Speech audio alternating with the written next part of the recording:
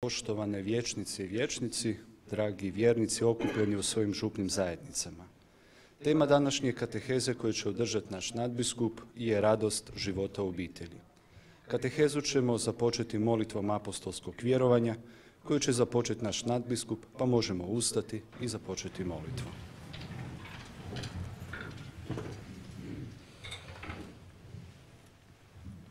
U ime Otca i Sina i Duha Svetoga. Amen.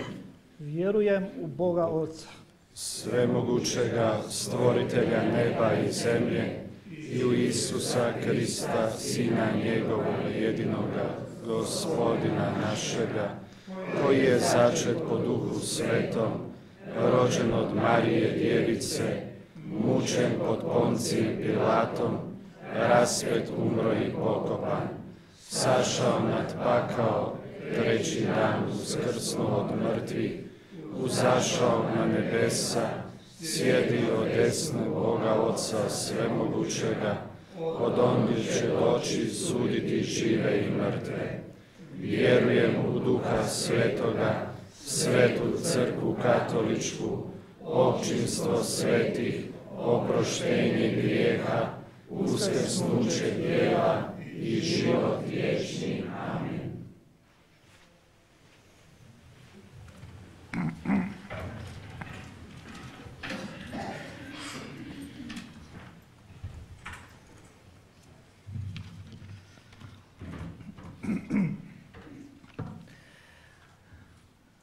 Hvaljen Isus i Marija. Sve vas srdačno pozdravljam. Evo nas nakon božićne stanke ponovno na katehezi. Kao vaš nadbiskup i dionik ovakvog zajedništva, u mislima i duhu sam povezan sa svima vama, draga braćo i sestre, sada okupljenima u dvoranama i crkvama po župama diljem naše nadbiskupije. Na završetku godine vjere, na svetkovinu Krista Kralja, 24. studenoga prošle godine, naš Papa Franjo uputio je čitavoj crkvi apostolsku pobudnicu. To će reći posebni papinski dokument o navještaju evanđelja u današnjem svijetu, i to pod naslovom Radost evanđelja. Naslov i čitav dokument Pape Franje prožet je riječju radost, koju često zaodjeva različitim epitetima, kao što su nova, duboka, stvaralačka, duhovna, intimna, beskrajna, eskatološka, vječna radost. Zašto je Papa napisao ovu pobudnicu? On sam odgovara kako je osjetio živu želju pozvati sve vjernike da nošeni Kristovom radošću krenu na novu etapu evangelizacije, jer, kako kaže Papa, s Isusom Kristom radost se uvijek iznova rađa. Sveti Otac poziva sve vjernike, u kojem god se mjestu ili situaciji nalazili, da odmah, već danas, obnove svoj osobni susret s Isusom Kristom. Neka nitko ne misli da se taj poziv ne odnosi na njega, jer nitko nije isključen iz radosti koju donosi Gospodin. A one koji poduzmu taj rizik, Gospodin neće razočarati.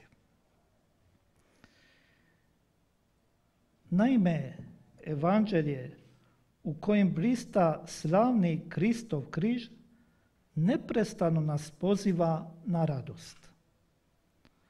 Tako u evanđelju nalazimo anđelov pozdrav Mariji koji glasi: raduj se, zdravo Marijo. Prigodom posjeta Elizabeti, Ivan je zaigrao od radosti u utrobi svoje majke. U svojem himnu Marija svečano izjavljuje: klikće duh moj u Bogu, mome spasitelju. Kada Isus započinje svoju službu, Ivan kliče: "Ta se moja radost upravo ispunila", kaže Isus. Isusova poruka je izvor radosti. To sam vam govorio da moja radost bude u vama i da vaša radost bude potpuna. Naša se kršćanska radost napaja na vrelu njegova prepunog srca. Isus obećaje učenicima: "Vi ćete se žalostiti, ali žalost će se vaša okrenuti u radost."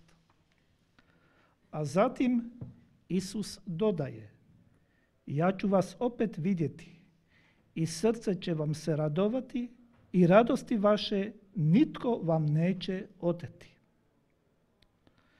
U svjedočanstvu o Isusovu uskrsnuću nalazimo da se učenici obradovaše kada vidješe uskrsloga. U djelima apostolskim čitamo da su prvi kršćani u radosti uzimali hranu.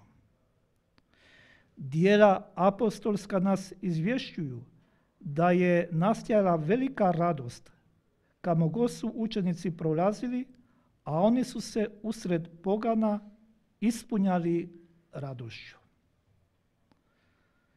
Tako jedan etiopski dvoranin, netom je kršten, radosno nastavi svojim putem, a tamničar se zajedno sa svim domom obradova što je povjerovao Bogu.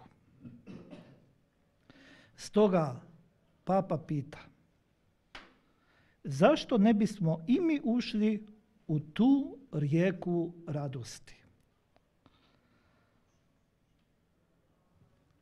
A s druge strane, dragi vjernici, kamo god se okrenemo, zasipaju nas loše vijesti. Ljudi se žale, kukaju, kritiziraju, tuže se na neimaštinu, razočaranja prijete s različitih strana, kriminal, gubici i tako u beskraj. Nije stoga ni čudno da ima sve više onih koji padaju u depresiju, kao da je najlakše ići linijom manjeg otpora, predati se, prepustiti se pesimizmu i bezvoljnosti. Ima kršćana, upozorava nas Papa, čiji život izgleda kao korizma bez uskrsa. A i mi smo često u napasti tražiti izgovore i optuživati, ponašajući se kao da ćemo biti radosni tek kada se ispune svi uvjeti. Papa kaže da se to događa zato što tehnološko društvo nudi mnoštvo prigoda za zadovoljstvo, ali teško uspijeva pobuditi radost. Papa Franjo svjedoči da je u svome životu najljepše i najprirodnije izraze radosti vidio kod vrlo siromašnih osoba, onih koji imaju malo toga na što se mogu navezati. Isto tako spominje susrete s osobama koji su i usred velikih profesionalnih obaveza znale sačuvati gorivo, velikodušno i jednostavno srce.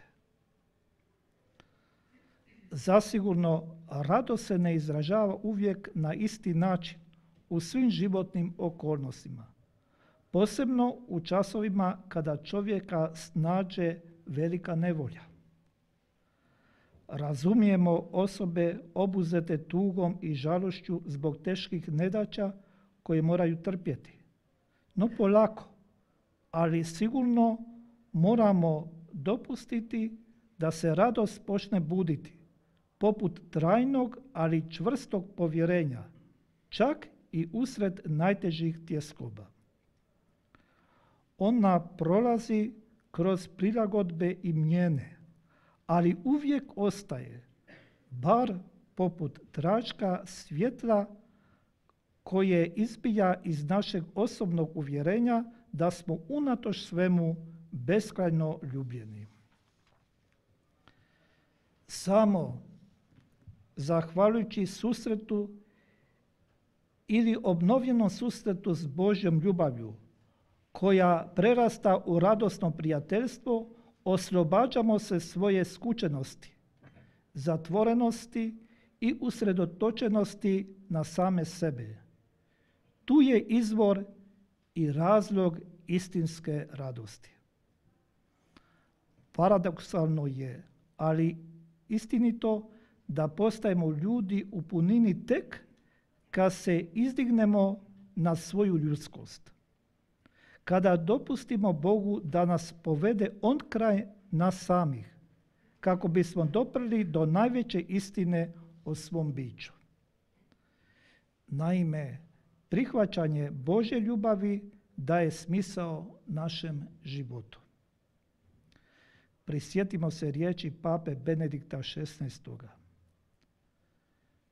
Biti kršćanin nije rezultat neke etičke odluke ili neke velike ideje, već je to susret s događajem, s osobom, koja životu daje novi obzor i time konačni pravac. Te nas riječi uvode u srž evanđelske radosti. Susret s Bogom ljubavi, prihvaćanje Božje ljubavi, spoznaja da smo beskrajno ljubljeni daje mir, duboku radost i smisao ljudskom životu. Evanđelje jest radosna vijest. Poruka radosti koju nam je Isus donio sažime se u navještaju. Bog je ljubav. 3 su božanske osobe koje se tako međusobno ljube da su jedno trojstvo. 3 božanske osobe u ljubavi se otvaraju kako bi i nas unijele u svoje zajedništvo. Braće i sestre, kada je Bog htio stvoriti bića sebi slična, stvorio je čovjeka na svoju sliku.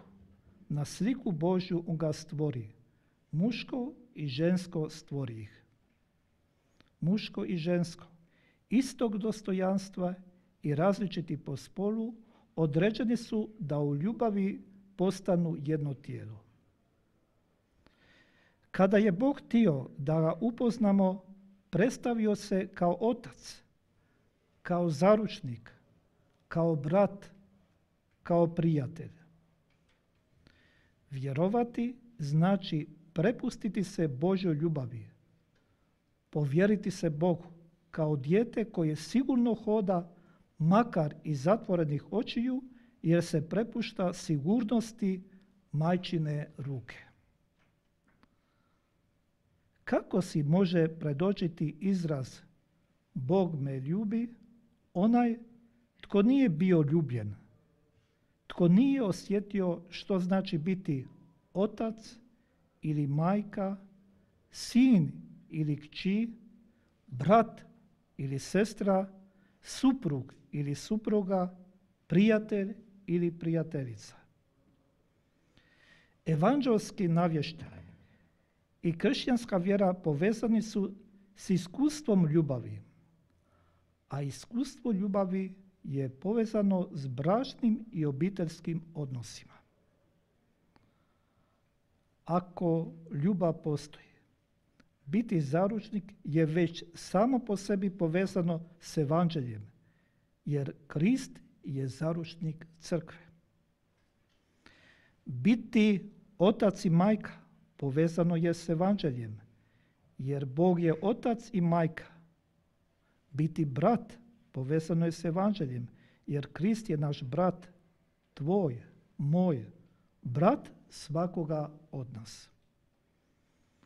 Brak i obitelj povezani su s evanđeljem, jer Bog nije samoća i osamljenost, već zajedništvo. A sakramentalno bračno zajedništvo predokus je zajedništva s Bogom.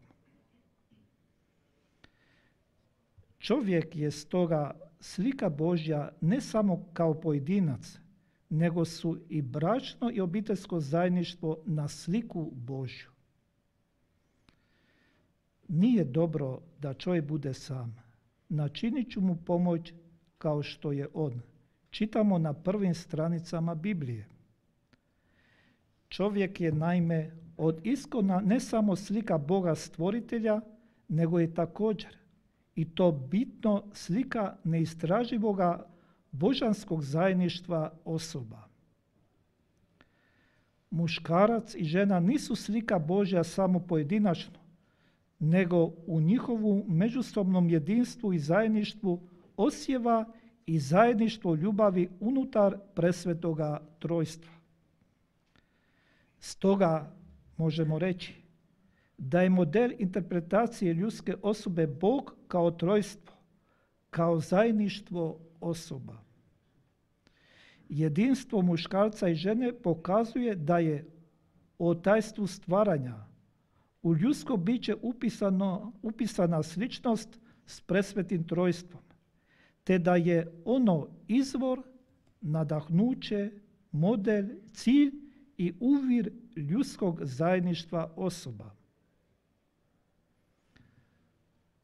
Dragi vjernici, ovakvo razmišljanje o čovjeku kao slici presvetoga trojstva najviše je i najuzvišenije što se može reći o čovjeku, te označuje najdublji vid teološkog govora o čovjeku, njegovu tijelu, spolnosti, braku i obitelji.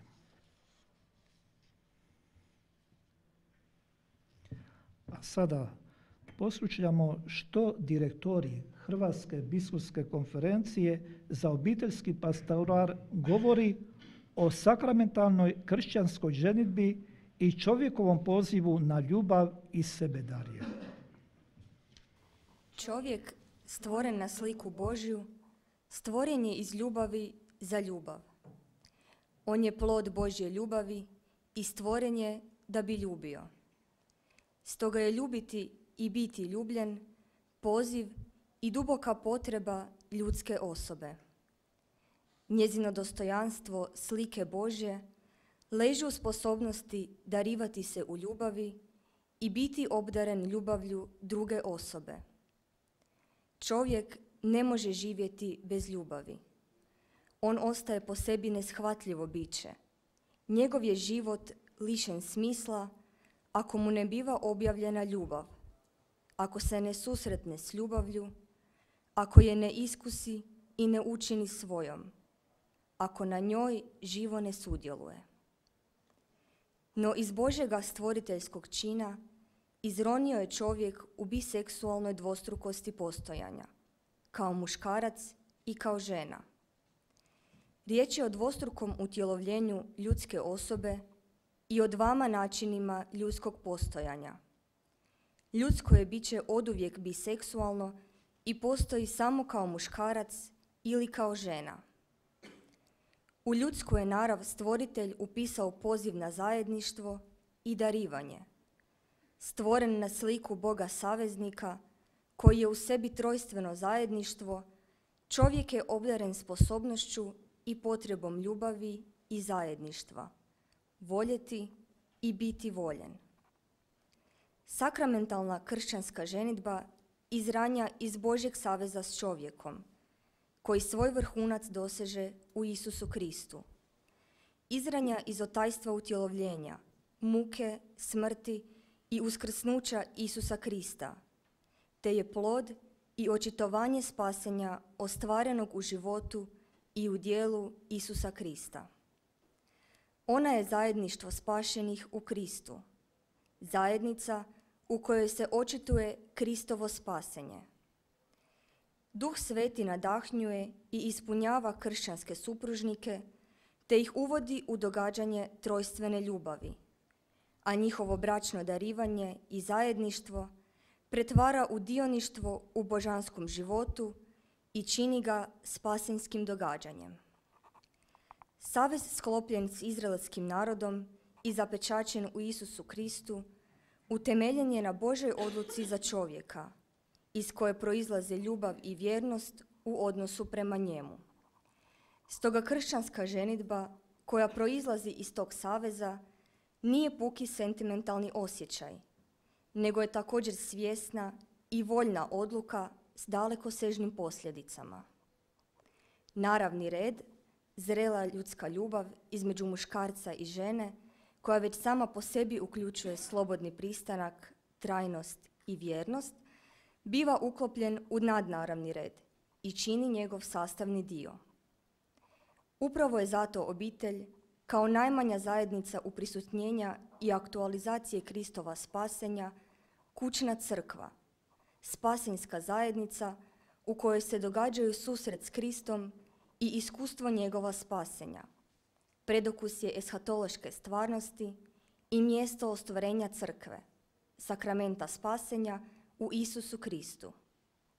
Sakramentalnost vlastita ženidbi krštenika dinamična je stoga stvarnost, koja nije vezana samo uz ženidbenu privolu i uz početak zajedništva, nego se trajno događa i neprestani je izvor milosti i posvećenja. To veći što je snažnije predanje ženidbenom drugu kao Kristu, na sliku Kristova predanja Ocu.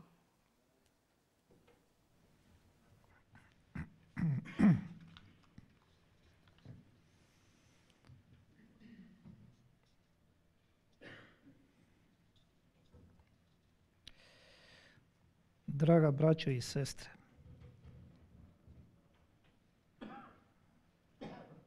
kako smo upoznati, kako znamo, Papa Franjo je najavio izvanredno zasjedanje biskupske sinode u Rimu u listopadu ove godine i to na temu pastoralni izazovi koji se tiču obitelji u kontekstu nove evangelizacije. A u pripremi druge sinode Zagrebačke nadbiskupije došlo je i župa od vjernika laika dosta razmišljanja i prijedloga koji se tiču braka i obitelji, što smo sada i kao svoj prilog dostavili tajništvu biskupske sinode u Rimu. I ove naše kateheze su usko povezane s pitanjima braka i obitelji. Prva u studenom bila je na temu muško i žensko stvori ih, a druga u prosincu pod naslovom Dar djeteta. Nastojat ćemo u zajedništvu s Općom crkvom i nadalje u ovoj pastoralnoj godini ostati povezani s tom tematikom. Ova naša današnja kateheza želi naglasiti važnost govora o braku i obitelji, polazeći od same stvarnosti tog uzvišenog poziva. Pitamo se, kako ponovno otkriti ljepotu i radost braka i obiteljskog života? U godini vjere Papa Benedikt XVI uporno je isticao potrebu otkrivanja ljepote vlastite pripadnosti Kristu u radosnom otkrivanju vjere, jer Isus Krist nije samo objava Boga, nego i čovjeka. Otajstvo čovjeka, kako ističe Drugi Vatikanski koncil, stvarno postaje jasno jedino u otajstvu utjelovljene riječi, jer Krist potpuno otkriva čovjeka njemu samom i objavljuje mu njegov uzvišeni poziv. Silno je važno znati da se po Isusu i u Isusu rasvjetljuje zaoneta ljudskoga života, koja nas izvan evanđelja Isusova zastire. Draga braće i sestre, ne niječemo da ima obitelji koje su u raspadu, bolesne, slomljene, neuspjele. Znamo da naša javnost ne podupire obitelj, a posebno joj nisu naklonjeni mediji. Poznato nam je da se u ime slobode ubija ljudski život pod majčinim srcem, da se u ime takozvane slobodne ljubavi olako povrijeđuje bračna vjernost. Svjedoci smo toga da zakoni više štite pojedince nego li obitelji, da gospodarstvo gleda više na proizvodnju nego na radnike.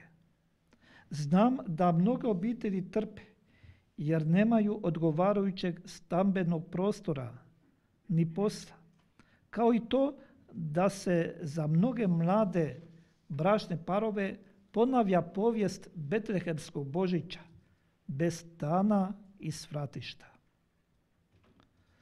Dragi prijatelji, tko želi manipulirati čovjekom, osobito djecom i mladima, tko želi stvarati neki novi društveni poredak temeljen na rodnoj ili nekoj sličnoj ideologiji, taj će se okomiti na noseće društvene institucije, među kojima je na prvom mjestu obitelj, ta temeljna ustanova društva, naroda i crkve. Unatoč svemu tome, poznato nam je da mnoge obitelji nastoje danas, više nego nekada, posvjestiti važnost obiteljskog života, te se okupljaju kako bi izazvale promjene odnosa prema obitelji u društvu, da bi pokrenule zakonodavstvo i društvo da prepozna važnost uloge obitelji te osigura više prostora za obiteljske teme i pitanja. Potrebno je stoga i u našem društvu pokrenuti novu solidarnost. Naime, uza sve eksperimente i suprotna nastojanja nema alternative braku kao životnom zajedništvu muškarca i žene te obitelji utemeljenoj na takvom braku. Nema alternative takvoj obitelji ni za muškarca ni za ženu, ni za dijete ni za odrasloga, ni za zdravog ni za bolesnoga. Društvo danas više no ikada vapi za solidnim i zdravim obiteljima. To je najveća potreba i suvremenog društva u Hrvatskoj. Uzmimo kao primjer. Na našim se cestama događaju brojne prometne nesreće. Želio bih da ih ima manje, što više da ih uopće nema. Međutim, kada mislimo na tolika prometna sredstva koja kruže, na tolika putovanja, na nervozne i umorne vozače u automobilima, možemo biti i zadovoljni što promet funkcionira bez većih zastoja. Isto tako možemo razmišljati. Kada mislimo na poteškoće pojedinaca, bračnih parova, na unutar obiteljske odnose, smijemo reći da i nema previše incidenata i možemo biti zadovoljni kako ta složena ustanova, to jest obitelj, uspijeva ostati u prometu tijekom vremena i prostora bez potrebe većih zahvata. Činjenica je da su i priroda i kultura obdarile obitelj izvanrednim sredstvima obnove i regeneracije, rasta i međusobne povezanosti, prihvaćanja i oslobađanja, kao na primjer seksualna privlačnost, ljubav, uzajamnost, besplatnost, darežljivost, komunikacija, vjernost, odgovornost. Sumjesnošću obitelji u toj se zajednici uspijeva ostvariti uzajamno prihvaćanje. Supružnici se međusobno prihvaćaju i u dobru i u zlu. Roditelji uspijevaju dati prostora djeci. Djeca prihvaćaju braću i sestre, dijeleći međusobno i kruh i osjećaje. Kada razmišljam kako svi imamo potrebu biti prihvaćeni, prepoznati, cijenjeni, podržani, kako svi imamo potrebu primiti oproštenje, biti prihvaćeni onakvi kakvi jesmo, bez pretvaranja, kako svi imamo potrebu da nas se prepozna po imenu, kako svi imamo potrebu živjeti i komunicirati s drugima, tada mislim na obitelj kao zajednicu koja je u službi ljudskoga života. Stoga zaključujem. Vjerujem u obitelj kao temeljnu ustanovu ljudskoga društva. Obitelji nema alternative. Vjerujem u obitelj ako traži mjesto gdje se redovito, sasvim konkretno, susreću najmanje, malo dijete i starci ili bolesnici, gdje žive sasvim blizu, jedni pored drugih, različite osobe, mali i veliki, muškarci i žene, studenti i radnici. Nitko mi ne može ukazati na nešto bolje od obitelji. Život u obitelji, to je demokracija. Uvjeren sam, društvu je potrebna obitelj. Ljudsko društvo treba se temeljiti na stavovima besplatnosti, prihvaćanja, vjernosti, opraštanja, povjerenja. Nasuprot dominantne kulture, koja sve temelji na imati, nužno nam je potrebna obitelj koja iskustvom govori i pokazuje da je ipak u životu važnije biti nego imati. Obitelj je najizvrsnija škola humanosti i solidarnosti. Obitelj je i velika mogućnost za crkvu. Sigurno da je i obitelj povezana s nizom problema, ali gledano u cjelini, ti problemi ulaze više u kategoriju liječnika nego bolesnika. Ako pak u kategoriju bolesnika, onda u onu kategoriju koja ozdravlja u međusobnoj pomoći. Vjerujem u obitelj, jer vjerujem u ljubav. A tamo gdje je ljubav, makar i samo malo ljubavi, oskudne, djelomične, tamo je nešto od Božje ljubavi. Tamo je Bog. A ljubav je sjeme života. Draga braće i sestre, mi se kršćani često više zaustavljamo na onome što nije dobro, nego na onome što je dobro i lijepo. To se događa i kada govorimo o braku i obitelji. A kao vjernici pozvani smo biti navjestitelji radosne vijesti. Treba svjedočiti radost i ljepotu obiteljskoga života. Najbolja obrana obitelji je svjedočenje radosti obiteljskoga života. Papa Franjo je kršćanskim obiteljima u listopadu prošle godine poručio: drage obitelji, vi to dobro znate. Istinska radost u obitelji nije nešto površno, niti dolazi od materijalnih stvari, niti od ugodnih okolnosti. Istinska radost dolazi iz dubokog sklada među osobama, što svi osjećaju u srcu, što daje da u srcu osjetimo ljepotu onoga biti zajedno, biti potpora jedni drugima na životnom putu. Ali u temelju ovog osjećaja duboke radosti jest Božja prisutnost u obitelji, njegova ljubav koja prihvaća, koja je milosrdna, koja svakoga poštuje. Jedino Bog umije uspostaviti sklad među razlikama. Ako nedostaje Božja ljubav, onda i obitelj gubi sklad te prevagne individualizam koji gasi radost. Ako pak obitelj živi radost vjere, te je spontano priopćuje, ona postaje sol zemlje i svjetlo svijeta i kvasac je društvu.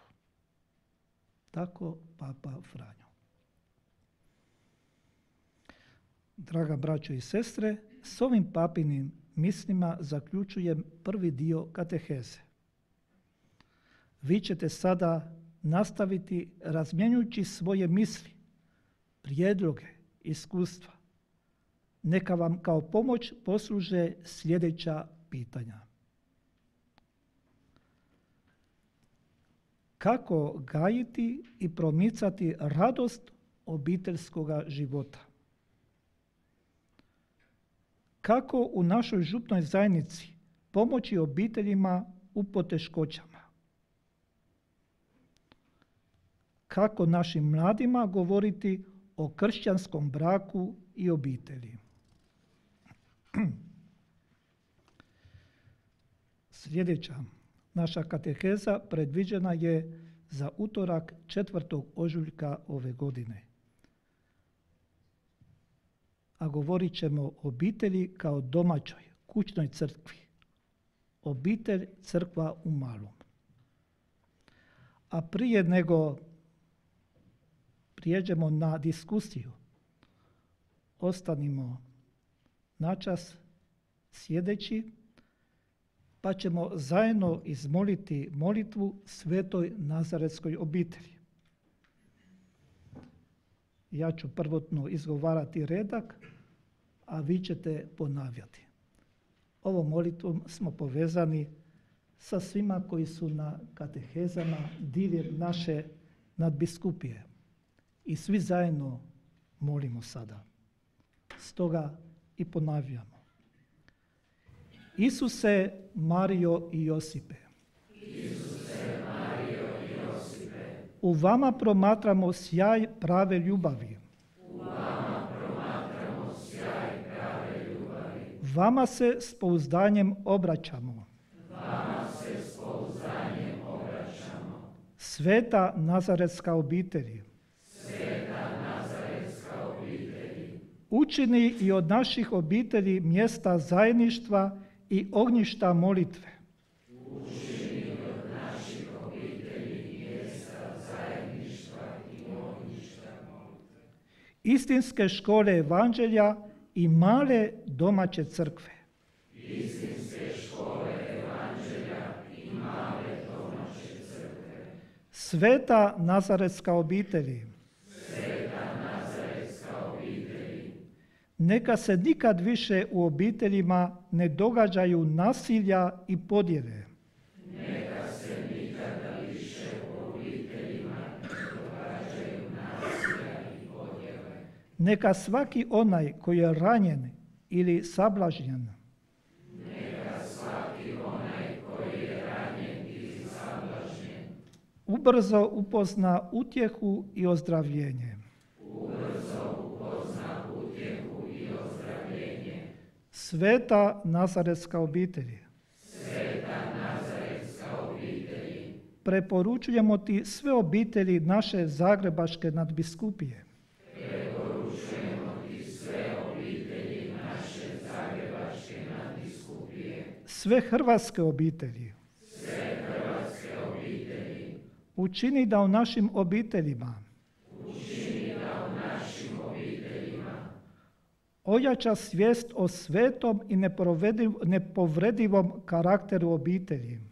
ojača svijest o svetom i nepovredivom karakteru obitelji. Njezinoj ljepoti u Božjoj namisli. Njezinoj ljepoti u Božjoj namisli. Isuse, Marijo i Josipe. Isuse, Marijo i Josipe. Čujte i uslišite Čujte i uslišite našu poniznu prošnju. našu poniznu prošnju. Amen.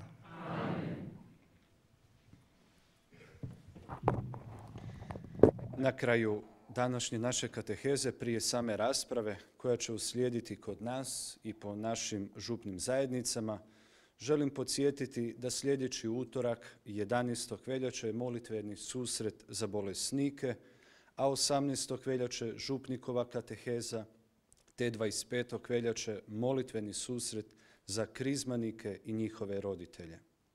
Prije same rasprave podsjećam vas da 10. veljače obilježavamo blagdan Blaženog Alojzija Stepinca. Misno slavlje u Zagrebačkoj katedrali održat će se u 19 sati, a predvodit će ga naš nadbiskup kardinal Josip Bozanić. A sada otvaram raspravu na pitanje koje je kardinal postavio u katehezi i ponavljam ih kako gajiti i promicati radost obiteljskog života, kako u našoj župnoj zajednici pomoći obiteljima u poteškoćama i kako našim mladima govoriti o kršćanskom braku i obitelji.